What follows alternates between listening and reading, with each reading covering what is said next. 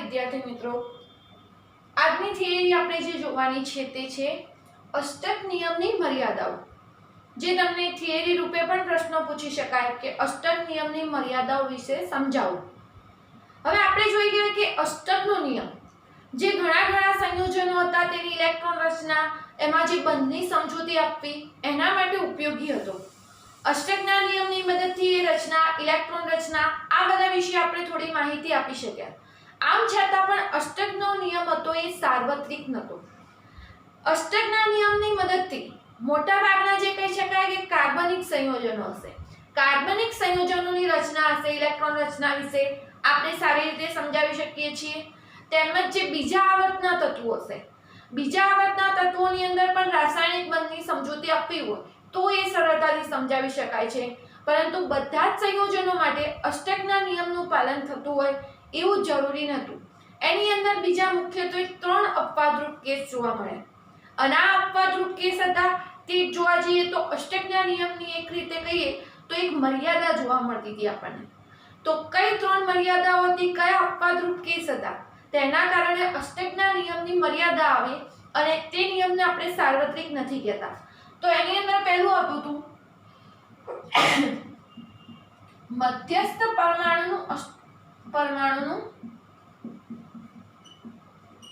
અપૂર્ણ અષ્ટક। હવે આપણને એવા કેટલાક સ્થાયી સંયોજનો મળી આવે કે જેની અંદર જે મધ્યસ્થ પરમાણુ હશે, આ મધ્યસ્થ પરમાણુનું જે અષ્ટક કહીએ એ અષ્ટક પૂર્ણ થતું નહોતું, અપૂર્ણ રહેતું હતું। આમ છતાં પણ આવા જે સંયોજનો હતા, આ સંયોજનો હતા એ વ્યવહારમાં સ્થાયી એવી રચના ધરાવતા હતા। તો આવા જે સંયોજનો કહીએ તો લિથિયમ ક્લોરાઇડ કહી શકાય, બેરિલિયમ હાઇડ્રાઇડ BH2 કહી શકાય। આ જે બધા તત્વો હતા જેની અંદર સંયોજકતા ઇલેક્ટ્રોનની સંખ્યા 4 કરતા ઓછી હોય તો આ BH2 હશે, પછી BCl3 હશે। આ જ રીતે ઉદાહરણ કેવું હોય તો AlCl3 હોય। તો આ બધા જે સંયોજનો છે તેની અંદર વાત કરીએ તો જે મધ્યસ્થ પરમાણુ હશે, આ મધ્યસ્થ પરમાણુમાં અષ્ટકનો નિયમ પૂર્ણ થતો નથી, અર્થાત કે અષ્ટક પૂર્ણ થતું નથી। આમ છતાં આ સંયોજનો સ્થાયી રચના ધરાવતા હતા। તો આ એક કહી શકાય અષ્ટકના નિયમની મર્યાદા કહી શકાય। જોઈએ કઈ રીતે, લિથિયમ ક્લોરાઇડનું ઉદાહરણ લઈએ। હવે લિથિયમ ક્લોરાઇડનું ઉદાહરણ લઈએ તો લિથિયમનો પરમાણુ ક્રમાંક 3 એટલે કે બાહ્યતમ કક્ષામાં 2 ઇલેક્ટ્રોન હિલિયમના બાદ કરીએ એટલે 1 ઇલેક્ટ્રોન રહેલો હશે। એટલે લિથિયમની અંદર 1 ઇલેક્ટ્રોન, ક્લોરીનની અંદર પરમાણુ ક્રમાંક 17 એટલે બાહ્યતમ કક્ષામાં ટોટલ 7 ઇલેક્ટ્રોન હશે। એટલે 7 ઇલેક્ટ્રોન દર્શાવીએ આપણે આ રીતે 6 અને 1 7। તો આ રીતે લિથિયમ ક્લોરાઇડની અંદર આપણે કહીએ તો લિથિયમ અને ક્લોરીન વચ્ચે 1 ઇલેક્ટ્રોનની ભાગીદારી થશે અને જે એક બંધ અહીંયા લિથિયમ અને ક્લોરીન વચ્ચે બનતો હતો। હવે અહીંયા લિથિયમનું ખરેખર અષ્ટક પૂર્ણ થતું નથી, લિથિયમ જોડે તો ફક્ત 2 જ ઇલેક્ટ્રોન ભાગીદારીથી આવે છે। આમ છતાં જે લિથિયમ ક્લોરાઇડનો સંયોજન કહીએ તો આ એક સ્થાયી સંયોજન રૂપે આપણને મળતું હતું। અષ્ટક પૂર્ણ થવા ન છતાં, અષ્ટક અપૂર્ણ હોવા છતાં પણ લિથિયમ ક્લોરાઇડ સ્થાયી અણુ રૂપે અસ્તિત્વ ધરાવે છે। પછી બીજી વાત આવશે બેરિલિયમ હાઇડ્રાઇડ। તો મધ્યસ્થ પરમાણુ બેરિલિયમ, આ બાજુ હાઇડ્રોજન, આ બાજુ હાઇડ્રોજન, હાઇડ્રોજનની બાહ્યતમ કક્ષામાં 1 ઇલેક્ટ્રોન, આ બાજુ પણ હાઇડ્રોજન જોડે। બેરિલિયમનો પરમાણુ ક્રમાંક 4, બેરિલિયમનો પરમાણુ ક્રમાંક 4 અર્થાત કે બાહ્યતમ કક્ષામાં ઇલેક્ટ્રોન હશે 2।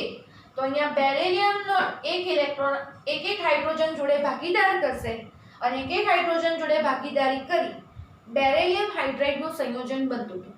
અહીંયા પણ મધ્યસ્થ પરમાણુ બેરિલિયમ માટે કહીએ તો મધ્યસ્થ પરમાણુ બેરિલિયમ માટેનો અષ્ટક પૂર્ણ થતું નહોતું, અષ્ટક પૂર્ણ થતું નથી તો પણ આ સ્થાયી સંયોજન રૂપે મળતું હતું। એ જ રીતે BCl3 લઈએ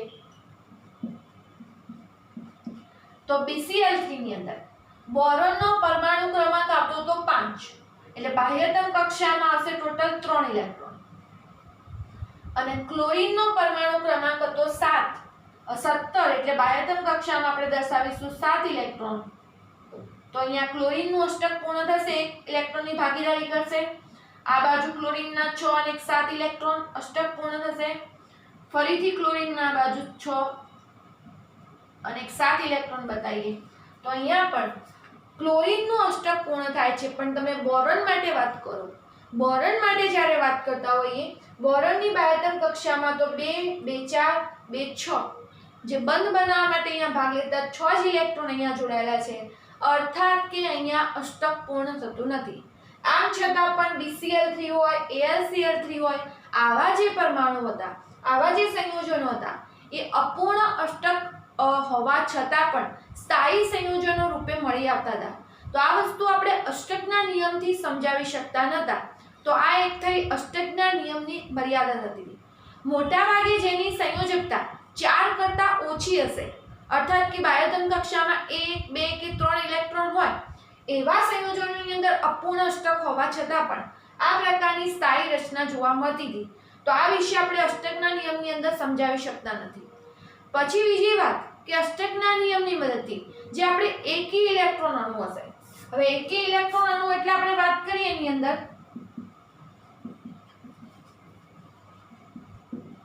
કે જેની અંદર ઇલેક્ટ્રોનની જે સંખ્યા બતાવીએ એકી સંખ્યામાં હશે, અને એકી સંખ્યામાં હોય તો બંધ બનાવી અને ભાગ લઈ શકશે નહીં. તો આ વખતે આવો જે એક ઇલેક્ટ્રોન હશે એ બાહ્યતમ કક્ષામાં બાકી રહેતો હતો, જે બંધ બનાવ્યા સિવાય બાકી રહેતો હતો, અને અષ્ટક પણ પૂર્ણ નહોતું થતું. તો આવા જે એકી ઇલેક્ટ્રોન અણુ હશે એની રચના વિશે પણ અષ્ટકનો નિયમ સમજાવી શકતો નહોતો. અને આવા ઉદાહરણ કહીએ તો આપણા જોડે હતા નાઇટ્રોજન ઓક્સાઇડ, NO2 નો અણુ કહીએ તો આ જે નાઇટ્રોજન મોનોક્સાઇડ, નાઇટ્રોજન ડાયોક્સાઇડનો જે અણુ કહી શકીએ. તો આ જે અણુ હશે એની અંદર પણ જે એક ઇલેક્ટ્રોન બાકી વધે છે એના વિશે આપણે સમજાવી નથી શકતા અષ્ટકના નિયમની મદદથી. જોઈએ કઈ રીતે, તો નાઇટ્રોજન અને ઓક્સિજન વચ્ચે વાત કરીએ. નાઇટ્રોજન અને ઓક્સિજન વચ્ચે વાત કરીએ તો નાઇટ્રોજનનો પરમાણુ ક્રમાંક 7, એટલે બાહ્યતમ કક્ષામાં ટોટલ આવશે 5 ઇલેક્ટ્રોન. 5 ઇલેક્ટ્રોન આપણે દર્શાવીશું તો 2 2 4 પાંચમો ઇલેક્ટ્રોન અહીંયા. ઓક્સિજનનો પરમાણુ ક્રમાંક 8, બાહ્યતમ કક્ષામાં ટોટલ બતાવીશું 6 ઇલેક્ટ્રોન, અને આ 6 ઇલેક્ટ્રોન દર્શાવીશું એટલે 2 2 4 2 6. હવે અહીંયા જોઈ શકીએ કે ઓક્સિજનનું અષ્ટક પૂર્ણ થશે. ઓક્સિજન નાઇટ્રોજન જોડેથી 2 ઇલેક્ટ્રોન લઈ જશે તો 6 અને 2 8 ઇલેક્ટ્રોન પૂરા થશે. હવે એ જ રીતે વાત કરીએ અહીંયા આપણે નાઇટ્રોજન માટે. નાઇટ્રોજન માટે કહીએ છીએ તો અહીંયા નાઇટ્રોજન જોડે અહીંયા જે એક ઇલેક્ટ્રોન આવેલો છે, આ એક ઇલેક્ટ્રોન હશે બંધની અંદર 2 2 4 2 6 અને 7 જ ઇલેક્ટ્રોન છે અહીંયા. તો હવે એ ઇલેક્ટ્રોન હશે અહીંયા અષ્ટકનો નિયમ પૂર્ણ કરી શકતો નથી. બીજું કે આવી રીતે એકાકી એક ઇલેક્ટ્રોન કહીએ તો એ બાકી વધતો હશે. એમ છતાં પણ જે નાઇટ્રોજન મોનોક્સાઇડનું આ સંયોજન કહીએ એટલે અહીંયા વાસ્તવમાં જોવા મળશે આપણને નાઇટ્રોજન ઓક્સિજન વચ્ચે ડબલ બોન્ડ, 2 ઇલેક્ટ્રોનની ભાગીદારી થશે. આના જોડે આવી રીતે 2 ઇલેક્ટ્રોન હશે, નાઇટ્રોજન ઉપર 2 અને એક અહીંયા એક ઇલેક્ટ્રોન વધતો હશે. તો આ વસ્તુ જે હતી એ આપણે અષ્ટકના નિયમની મદદથી સમજાવી શકતા નથી. એ અષ્ટકના નિયમની મર્યાદામાં આપણને જોવા મળતું હતું. એ જ રીતે નાઇટ્રોજન ડાયોક્સાઇડનું ઉદાહરણ લઈએ. નાઇટ્રોજન ડાયોક્સાઇડની અંદર નાઇટ્રોજન ઓક્સિજન ઓક્સિજન.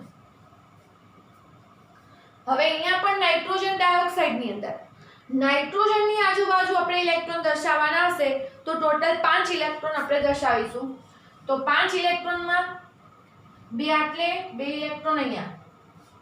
હવે ઓક્સિજન જોડે જ્યારે ભાગીદારી કરીશું ત્યારે ઓક્સિજનની બાહ્યતમ કક્ષામાં ટોટલ 6 ઇલેક્ટ્રોન, અને આ ઓક્સિજન જોડે પણ અહીંયા 6 ઇલેક્ટ્રોન હશે. હવે આવા વખતે નાઇટ્રોજન માટે કહીએ તો 4 4 ને 2 6 અને એક 7 જ ઇલેક્ટ્રોન હશે. ઓક્સિજનનું અષ્ટક પૂર્ણ થશે ત્યારે નાઇટ્રોજન અને ઓક્સિજન વચ્ચે અહીંયા ડબલ બોન્ડ બનશે.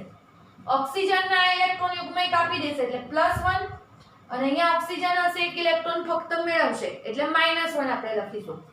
એટલે કે એ રીતે ઓક્સિજનની સંયોજકતા તો પૂર્ણ થશે, પરંતુ અહીંયા નાઇટ્રોજન ઉપર આ એક ઇલેક્ટ્રોન વધતો હતો એના વિશેની સમજૂતી આપણે આ નિયમથી આપી શકતા નથી.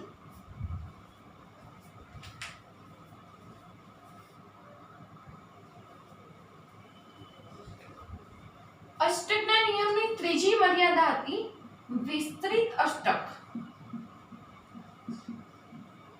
વિસ્તૃત અષ્ટક એટલે કે 8 ઇલેક્ટ્રોન જે જોવા જોઈએ મધ્યસ્થ પરમાણુ પાસે, એના કરતા વધારે ઇલેક્ટ્રોન જોવા મળતા હતા. અપૂર્ણ અષ્ટક જે હતું તેની અંદર જે ઇલેક્ટ્રોન હોવા જોઈએ એના કરતા ઓછા ઇલેક્ટ્રોન હશે.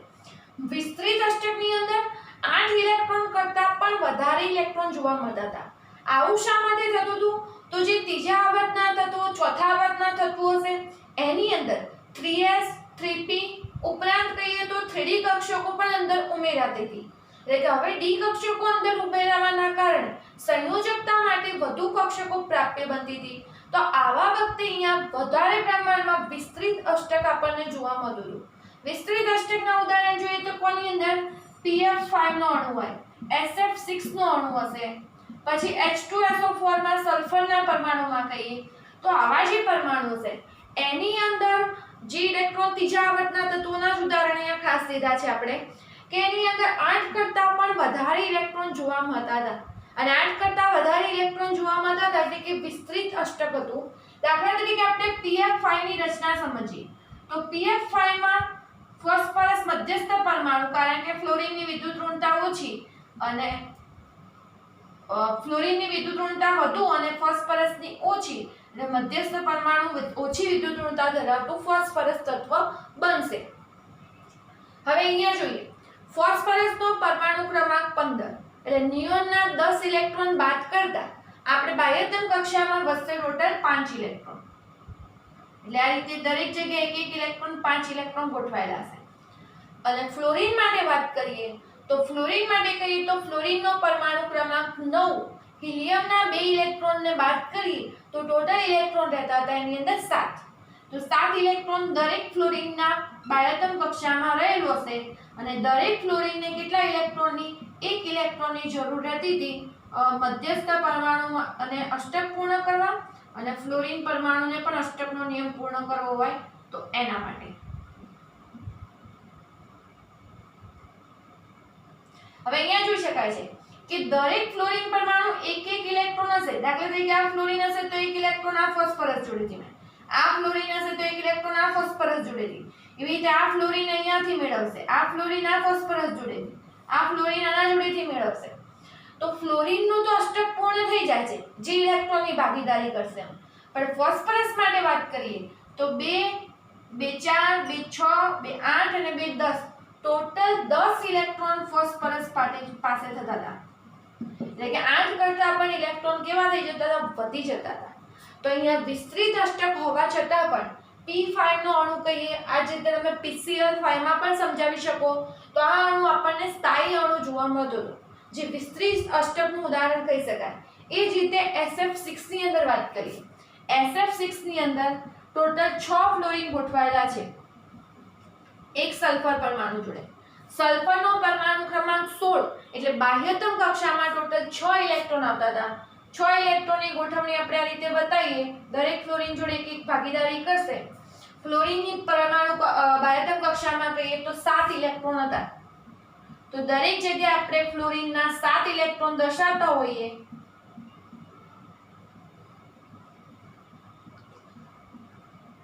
એટલે સેમ આગળના જેમ કહીએ તો ફ્લોરિનનો અહીંયા અષ્ટક પૂર્ણ થઈ જશે. પણ જે મધ્યસ્થ પરમાણુ સલ્ફર માટે કહીએ તો મધ્યસ્થ પરમાણુ સલ્ફર માટે 8 કરતા વધારે ઇલેક્ટ્રોન થતા હશે.